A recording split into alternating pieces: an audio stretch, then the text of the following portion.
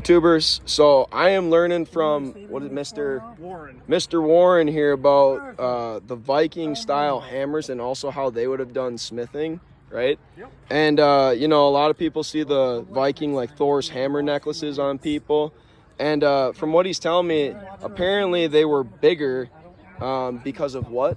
Why would they have been bigger than like your regular kind of standard anvil you got over there on the? The anvils they would use were actually smaller, so just because the iron and the steel were so valuable and hard to come by, and it takes so much energy and resources to make an anvil this size that they didn't have the ability to make anvils. Okay, so the anvils would have been smaller, but the hammers you said would have been bigger? No, they would also have been smaller as a rule of thumb, because the smaller the anvil is, the smaller the hammer you're going to end up using. Right, to forge whatever you are making. Yep, and again, just because of how precious the iron and the steel was, they would try to get by with as little as possible. Mm-hmm. So, interesting. I mean, a lot of the stake anvils, where basically it was just, it would look like kind of a hammerhead.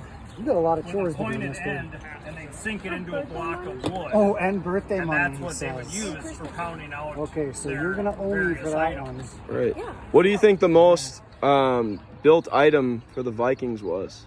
Probably the knife. It's got a chain. The knife? Knife was, not only did it have combat applications, but it was day-to-day use. Put those in the car everything from hunting, gathering, preparing food. Right. A knife had endless. How about a work axe? Because like I personally, Warren, I love like Viking ships and like shipmanship and carpentry specifically. Like I'm a builder. That's what I do for a living. I'm a landscaper. But like when I look at how they built the replica, the Dragonhof is what I think they called it in Sweden, the biggest Viking ship that is, you know, there, like in Sweden or Norway or whatever, they sailed it to America. They told me on the video that like the Vikings of old, they just used axes and they cut along the groove of the tree, whatever trees they were using for the whole of the ship. And so, you know, like, what do you know about building Viking, not just battle axes, but like, do you know anything about the like work axe? You know what I mean, to cut for wood. Yep. So actually, a lot of the axes were a lot of them were the bearded style. The reason for this was it conserved steel and it gave you a larger cutting edge. Bearded style meaning wider. Yep. Like, just how it extends out here into your main working area. And this would be considered kind of a standard pattern. A lot of people think about the large double bit, huge axes. Yeah, like Gimli from Lord of the Rings or something, like really, battle axe. Yeah, that's not really what most of them were. A lot of them were just work axes. The same axe that you might hew wood with might be the same one you're bringing into battle, because that's what you're familiar with, that's what you have. Right. So this pattern right here was pretty common. The profile might have been a little bit narrower, and they might have been a little bit lighter, just because of the resources that they had available. You would then get into the slightly more battle-orientated ones, where they'd have a top point. You could use that for gouging, some thrusting, and they could use the bearded portion for kind of capturing the edge of an opponent's shield and pulling it down and out of the way. Right. And I'm curious too, so did they have saws, do you think? Like to cut down trees, like you see, we got a beautiful Minnesota oak right here at Buck Hill behind you. It's really small, but from what I've heard, they took some of the biggest trees, right? Yep. What would you have used to cut down a tree? Would it have been axes, or would it have been You know, historically speaking, I don't know if they've found any axes on Viking sites. It seems unlikely, just because of the size that they would have to be effective. In theory, it would be axes and potentially fire to actually burn at the base of the tree and weaken it to where they could drop it. And after that, it would be probably using wedges, whether stone, wood, iron, possibly, to split it into sections. Yeah.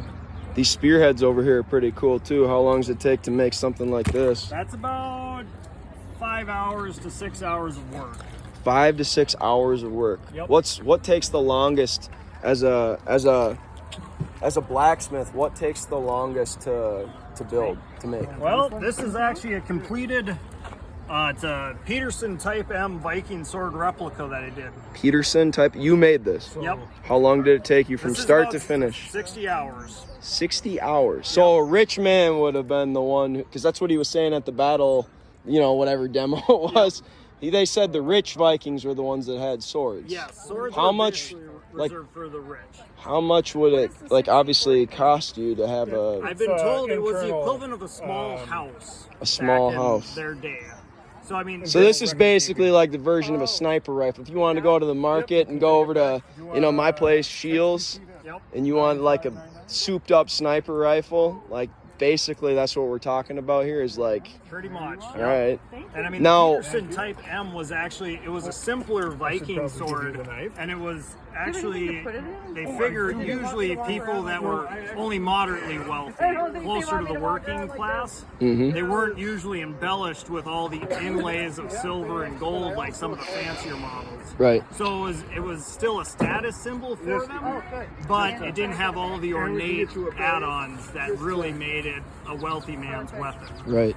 So, So that's called the what sword? Peterson Type M. Is that Peterson Type M? What's the name? Does that have anything to do with the Vikings or? That's just, it's the designation that I was able to find online. They were usually found mostly in Norway, and they were, this one's about 1/8 of an inch narrower than what a lot of the historical replicas were. But she's about 2 pounds, 5 ounces, so even slightly heavier than what the originals were. Really? I have a Roman short sword replica from Hollywood, and mine from there, I think it has a little bit heavier butt end. Maybe that's because of the Roman style. They liked having a heavier butt end.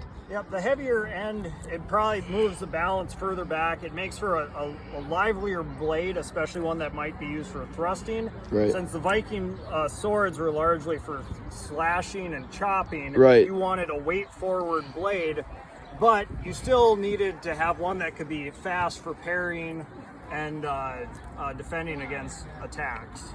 Interesting. So they, to me, even just you telling me that shows that they were more of like a 1v1 kind of fighting unit than they were a shield. Like they showed the shield wall, but obviously it's a shield wall to protect from arrows or something like that. But then raiding, it's like forward. You know what I mean? You go forward one-on-one. The Romans, they stayed close to the Greek style, you know what I mean? Where it's like, hey, you fight as a unit, you don't frickin' break off for nothing, otherwise you're KIA, you know what I mean? They worked as like a, you know, like one whole unit going forward or backward, you know what I'm saying? The cavalry was the ones that they used to charge forward, right? Kind of take more of a more aggressive style. Breakthrough lines. And besides the very swords, interesting. actually one of the, even the more prevalent weapons was actually the Viking spear. Yeah. Now this Film one, this thing. this is kind of just your basic spear. It's a little bit shorter, probably, than what most of them were. A lot of times the length of the spear depended on the warrior that was using it. Right. But just for our purposes, this is pretty standard. This could be used as a thrusting weapon. It could be thrown, but more often than not, it was kept in hand, used as a thrusting. You could even slash with it if you really had to. Yep. So they, depending on how ornate they were, they would vary quite a bit as far as width, length, and then the embellishment that went on. So the spearhead, how long does that take you to make?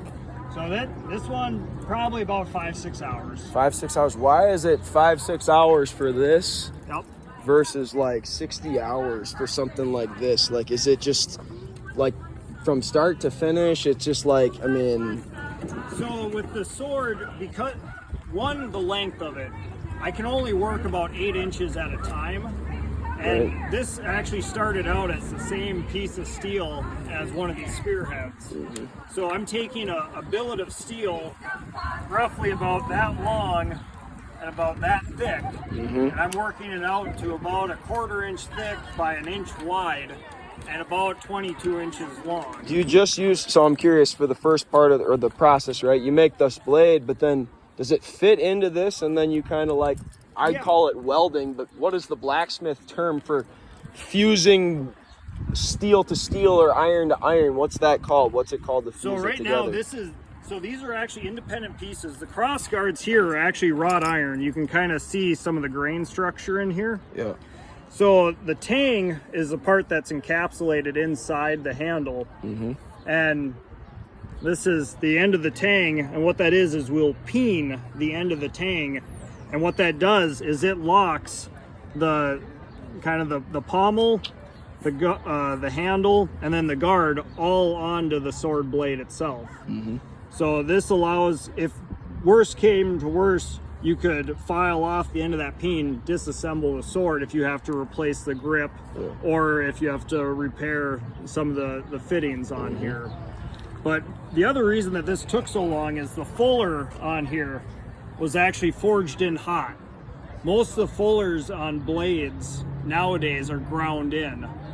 The fullering, I did this as a study to see, one, how far I could stretch a piece of metal, and then also the fullering gives width to the blade, and it also forms an I-beam cross section.